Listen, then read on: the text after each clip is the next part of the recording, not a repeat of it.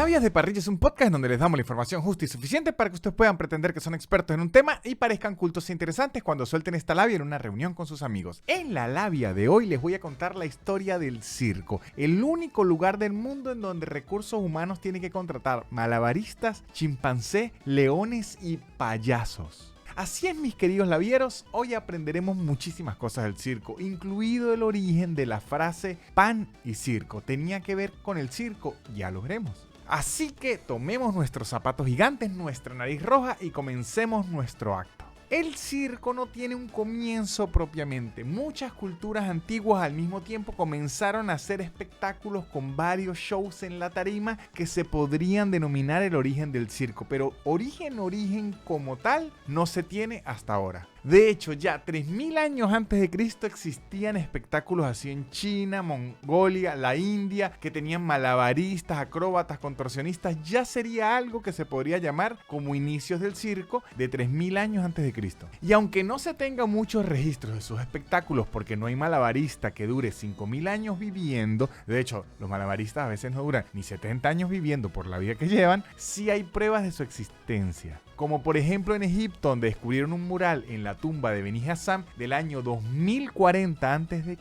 en donde se ven jeroglíficos que mostraban espectáculos de acróbatas. Pero la palabra circo la inventaron los griegos, que viene de kirkus, que significa círculo. Porque la mayoría de estos espectáculos se hacían en un círculo, como anfiteatros o lugares así circulares donde la gente lo pudiese ver alrededor. Ya en Roma sí empezaron a tomar el circo mucho más en serio. De hecho, construyeron un lugar llamado el Circus Máximo en el año 490 a.C.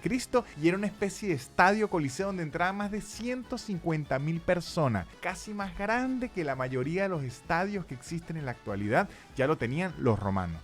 ¿Qué hacían ahí? Ahí hacían carreras deportivas, luchas de gladiadores, espectáculos de acrobacia, exhibiciones de animales, peleas con animales e incluso peleas de hombres con animales. O sea, en un circo romano se podía ver a un malabarista mientras dos gladiadores se peleaban en carretas, mientras un tipo peleaba contra leones. O sea, un circo romano era como una pesadilla de esas cuando uno se acuesta a dormir después de comerse 2 kilos de carne. Una locura. Los espectáculos romanos eran tan famosos para su gente que de hecho de ahí es donde deriva la frase pan y circo, que en latín sería panem et circensen, que suena como un jugador de Noruega, pero no. Panem et circensen significa pan y circo, y es una frase que en el año 110 a.C.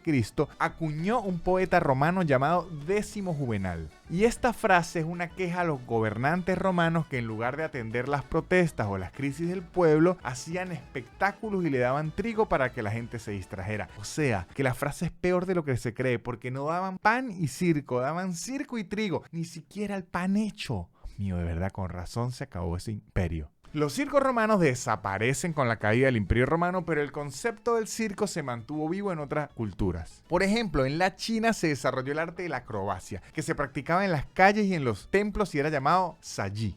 En la Edad Media, los circos en Europa eran más enfocados a obras de teatro y artistas como acrobacia, trovadores, juglares que trabajaban en la calle a cambio de comida y dinero. Y en algunas ocasiones estos artistas trasladaban su espectáculo a cenas y fiestas con la realeza.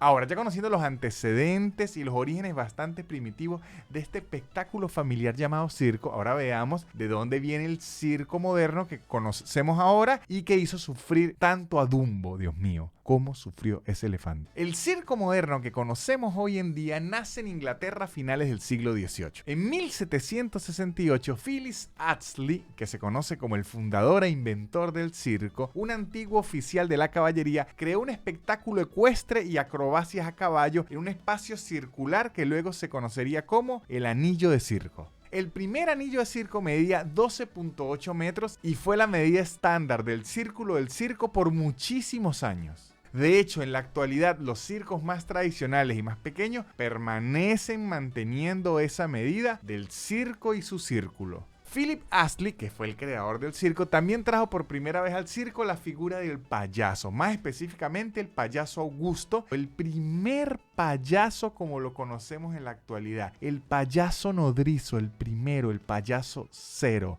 el payaso Augusto. Este payaso llevaba por primera vez una nariz roja y unos zapatos enormes que, según la leyenda, el personaje imita a un mozo del circo de Reims en Berlín que tenía la nariz roja por beber mucho. Ahora, la parte de los zapatos grandes no se sabe el origen, pero ya saben lo que dicen. A pie grande, gasta mucho talco, exacto. Lo que sí se sabe es que este payaso de nariz roja y de zapatos grandes luego se convirtió en un acto fijo de prácticamente todos los circos. De hecho, se convirtió en el líder de la mayoría de los shows circenses. El payaso se transformó allí como el rey del circo. A medida que el circo de Astley se ganaba popularidad y el payaso Augusto rompía los charts de popularidad, empezó a hacerse muy común este tipo de espectáculos alrededor del mundo. Iba a lugares como Europa, América, Asia. De hecho, en los Estados Unidos, Phineas Taylor Barnum se convirtió en una figura icónica en la historia del circo, aunque no era por sus actos de acrobacia y todo eso al inicio. No, de hecho era por sus freak shows. Que ustedes dirán, ya va, ¿qué es un freak show? Un freak show no es un programa de televisión como Jersey Shore, no. Un freak show era unos shows en donde mostraban a ciertas personas con ciertas cualidades raras, como la mujer barbuda, el hombre más fuerte del mundo, una cebra, porque para esa época, cuando no había internet ni fotografías, ver una cebra en Estados Unidos era increíble. Que de hecho luego se veía que la mujer barbuda no tenía barba, era fingido, que la cebra de hecho era un burro que pintaban de colores. Pero a la gente le fascinaba ver este tipo de espectáculos. En 1871, Barnum fundó Barnum's American Museum en Nueva York, un lugar donde se exhibían rarezas y curiosidades. 10 años más tarde, en 1881, Barnum se asoció con James A. Bailey para formar Barnum and Bailey Circus. Esto ya se volvía una empresa más grande y más grande y más grande. De hecho, en esa época se convirtió en lo que ellos denominaron el espectáculo más grande de la Tierra. Barnum presentaba en ese show personajes que luego se hicieron famosísimos a lo largo de la historia. El hombre más fuerte del mundo, el hombre más pequeño del mundo, la mujer barbuda, el hombre más alto del mundo. Cosas que para ese momento eran increíbles, cosas que ahora para nosotros son muy fáciles de ver con solo el hecho de entrar a Twitter.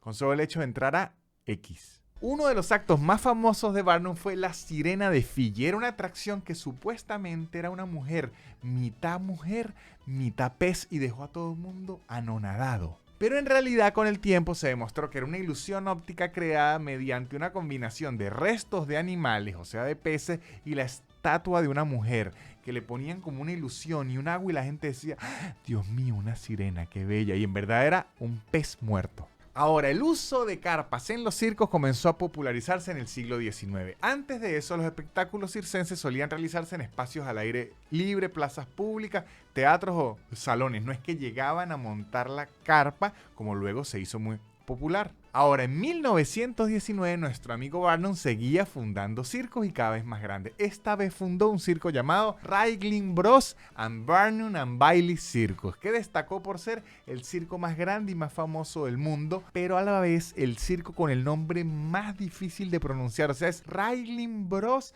And Barnum and Bailey Circus. La gente dice, ¿sabe qué? Mejor voy a otro lado.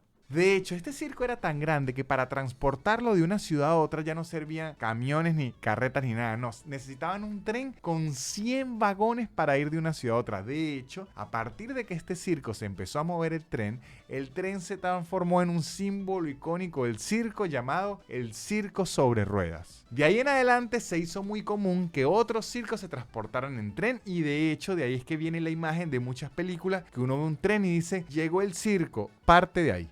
Harry Houdini, el famoso ilusionista y escapista, se convirtió en un ícono del circo en el siglo XX. Sus actos de escapismo, en donde se liberaba de esposas, de amarres, de grilletes, de cajas cerradas, se convirtieron en la sensación del circo. Uno de los trucos más famosos de Harry Houdini fue el escape de la celda de agua, en el que se sumergía en un tanque de agua encerrado con esposas y cadenas. Houdini lograba salir. La primera vez que lo realizó en 1912. Dato importante, muchísima gente cree por un rumor que se infundó que Harry Houdini murió en un acto de escapismo cuando fracasó al hacerlo y falleció, pero no, en realidad Harry Houdini falleció de peritonitis, o sea, le dio peritonitis y murió. O sea que lo que quería escapar de Harry Houdini era su apéndice. A final del siglo XX los circos perdieron mucha popularidad y no precisamente porque descubrieron que la cebra era un burro pintado de rayas, no, sino por las constantes polémicas de explotación a sus artistas y sobre todo el maltrato animal. Porque la sociedad descubrió que para que un oso andara en bicicleta e hiciera truquitos, no era que al oso le pagaba muy bien y tenía una mansión, no, sino para entrenarlo era víctima de muchísimo maltrato. Es por eso que en la década de los 70 nace una nueva visión del circo llamada Novea Cirque. Este movimiento circense se originó en la década de los 70 en Australia, Canadá, Estados Unidos, Francia y Reino Unido.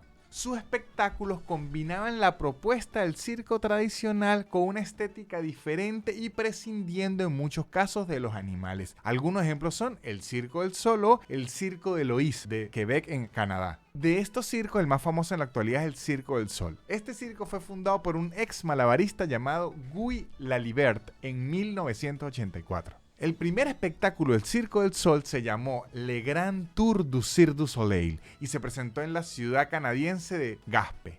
O sea que aquí, como yo pensaba que se llamaba así, que era el circo francés, no. El Circo del Sol, el Cirque du Soleil es de Canadá. Y como hay una parte de Canadá donde hablan francés, su nombre es francés. Pero el Circo del Sol es de Canadá. Y aunque en ese momento el Circo del Sol era bastante modesto con los espectáculos de ahora, fue muy popular. Rusia también ha tenido dos de los circos más grandes del mundo, como por ejemplo el Gran Circo de Moscú, que se fundó durante la Unión Soviética y se hizo muy famoso por sus actos y acrobacias. Por otro lado, también tuvieron el Bolshoi Circo o el Circo Estatal de Moscú, fundado en 1919 y probablemente sea el organismo público con los empleados más dementes del mundo, porque dice, ¿usted trabaja para el gobierno? Sí. ¿Y qué hace? Me disparan de un cañón. Ay, qué raro. Ahora aquí, otro dato del circo. Debido al maltrato animal que se ha denunciado en los espectáculos circenses alrededor de la historia, se han establecido regulaciones en cuanto al trato y posesión de animales para este tipo de espectáculos en muchos países. De hecho, está prohibido el uso de determinadas especies, como en la India, en donde el 2009 se prohibió el uso de animales tanto en circos como en zoológicos, o en Canadá, Suecia, Dinamarca y Bolivia. Está prohibido el uso de animales exóticos o animales en peligro de extinción para el entretenimiento de la población. Entonces, muchachos, ¿qué aprendimos hoy? Que la nariz roja del payaso no viene de la ternura, sino viene de un alcoholismo grave y que el payaso debe gastar muchísimo dinero en talco. Así que ya saben, muchachos, si está en una parrilla y alguien empieza a hacer un show, ustedes pueden agarrar una tiza, le hacen un circo y le dice, ahora sí entreténganos, payaso.